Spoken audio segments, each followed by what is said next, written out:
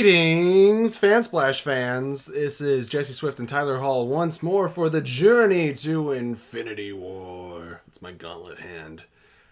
We just finished the first big doozy, which was the Avengers. Holy shit. Quite the conversation. Check it out if you haven't. Yeah. You're not following us. It's pretty hard not to talk about the movie for an hour. But we did it. We did good 12 minutes. That's the We're trying to keep to 5. We go to 12. as is tradition. That is tradition. We say an hour, it'll be 2. But we'll keep this one short. We'll do our best. I mean, Marvel had done like pretty much no wrong, and they had been so great so far up until Avengers. The hype was so real, and with a well-loved already franchise coming up, Iron Man 3 was turn to Donatello. Iron Man 3 again. I had a giant Facebook event post. The trailers all looked amazing. You had Ben Kingsley as the Mandarin. You get Guy Pearce as Aldrich Killian. You get remote piloted Iron Man suits. Yeah, like 40 suits. of them, and you're like, This is awesome. Right.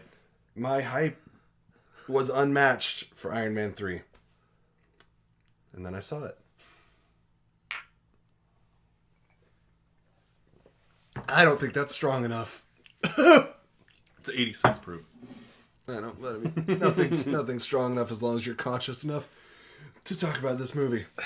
He hates it. I have my problems with it, but I think it's, I remember a lot more of it than I do remember Iron Man 2. It's got a nice burn to it. I wish I had that ability to forget that much of Iron Man 3. I've seen Iron Man 3 probably 3 times. Like we brought up, there are aspects of it that are cool. I love the remote pilot suits. I love that his technology is advancing. Post-traumatic stress was an interesting way to go after Avengers.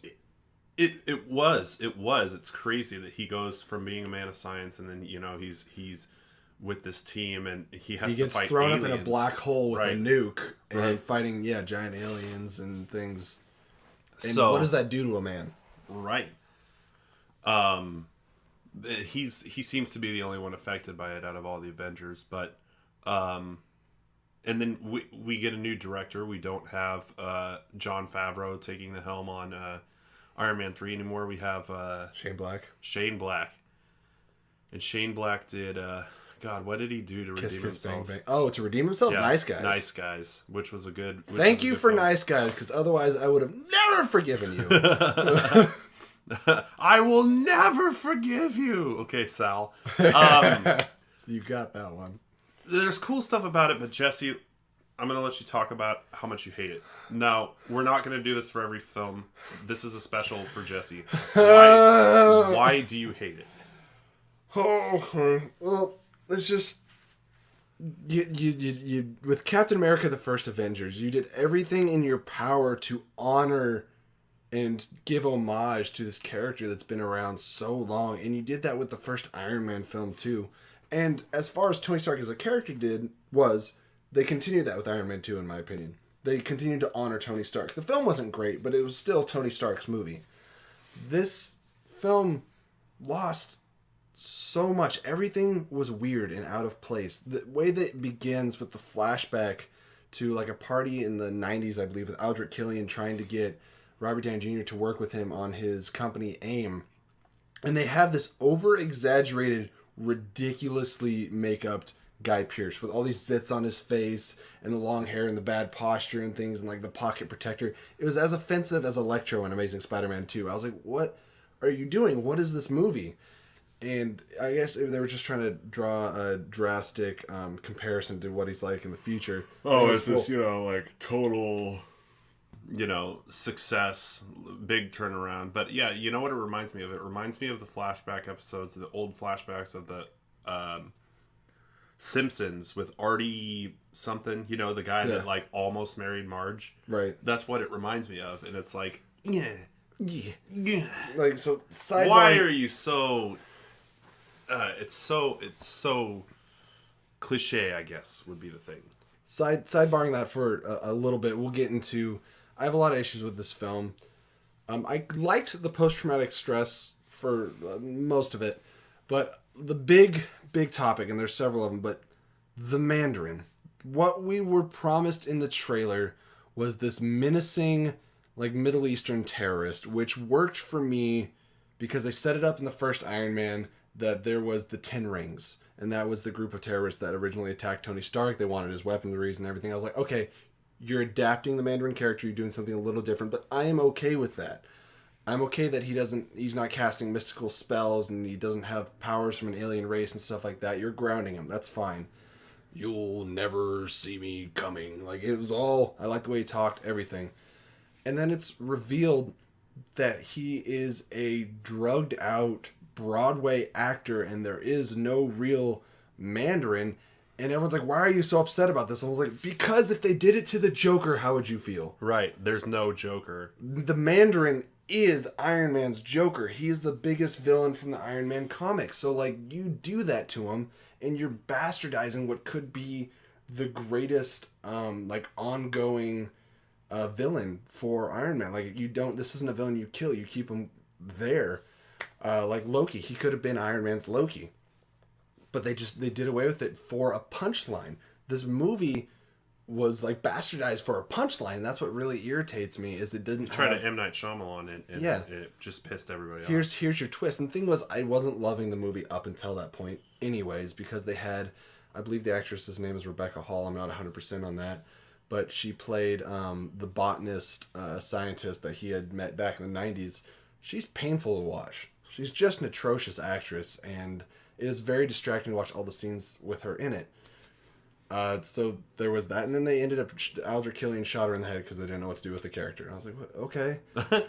The thing with the Iron Man suits, what we were promised is all these suits coming in. We get to see all this variety of, like, a space suit, little mini Hulkbuster, all these cool things. We're like, awesome.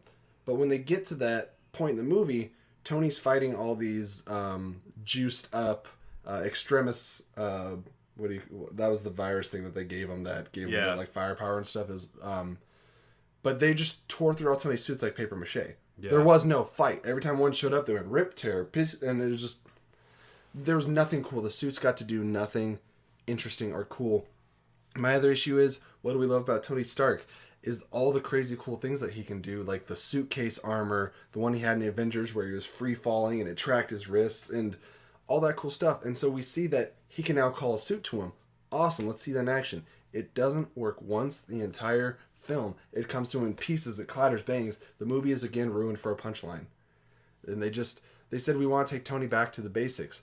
You didn't just take him back to the basics. When he was in the basics is when he was in the cave and we got to see him thrive. You neutered him as a character. You ruined everything that's about him. And what's the cherry on top? They took out what was Iron Man. The center, the chess piece, what we have known for 3 movies, because they had Avengers. This is what makes him, like, kind of who he is, what represents how he became Iron Man. For no reason, they ripped it out at the end of the movie. And it gives him a sense of mortality and humility too. Like, this thing, it lets him know that he's not invincible because he does have that ego, and making it so that he doesn't need that. It's just kind of, who is he? Right. He's a rich guy with a suit. And that was one of the coolest parts, is seeing Tony Stark and you could see the lights under his shirt and shit. Yeah, no matter what suit he was wearing or whatever, whenever he walked around, you saw the light shining through his suit, and you're like, that's Iron Man. Right. At all times, he's Iron Man. It's not a suit he puts on. Right. When you remove that, Iron Man becomes a second identity, a suit that he puts on. Right. He's no longer Iron Man 24/7. Right. I hated that. Right, and I'm not happy with that choice either. So that's completely understandable. Jesse, I know you have more to get out, but are you done? One more thing. One more thing. Jackie! Iron Patriot. The fuck? Iron Patriot is Norman Osborn in the comics. When they did the Dark Avengers, he took on the Iron Man persona, made it all red, white, and blue, and became Iron Patriot. Iron Patriot has nothing to do with War Machine. They just wanted to give him a freaking paint job to say that they did. And they called him Iron Patriot. It has nothing to do with the comics. Yeah, you remember set photos, you're like, we might get Spider-Man now. Yeah. Like, it might be soon that we're getting Spider-Man. And like, Norman Osborn. Iron Patriot, I remember that, and I'm like, oh shit, it's happening. It's finally gonna happen. Yeah. Yep. That I'll take things that never happened for 100, Alex. Things that never happened. So yeah, like Tyler said, I could go on and on about this movie, but Tony did not feel like Tony. It was Robert Downey Jr. in a Shane Black movie, which he'd already done with Kiss Kiss Bang Bang. Nothing worked for me in this movie, other than when his house was attacked, which was pretty cool, and he called the suit on to Pepper. That was pretty cool. Oh my gosh, Ty Simpkins, the little kid. I don't like to hit children, or nor do I usually want to. Is that But the same man, I children need in- to drink from that Jurassic World. Yeah. Yeah, it is. Yeah, it is. Way to ruin my franchises, kid. Get out. He Get does out not before like I that have to get child. drunk. Anyways, other than that, I really have no opinions on the movie. It's fine.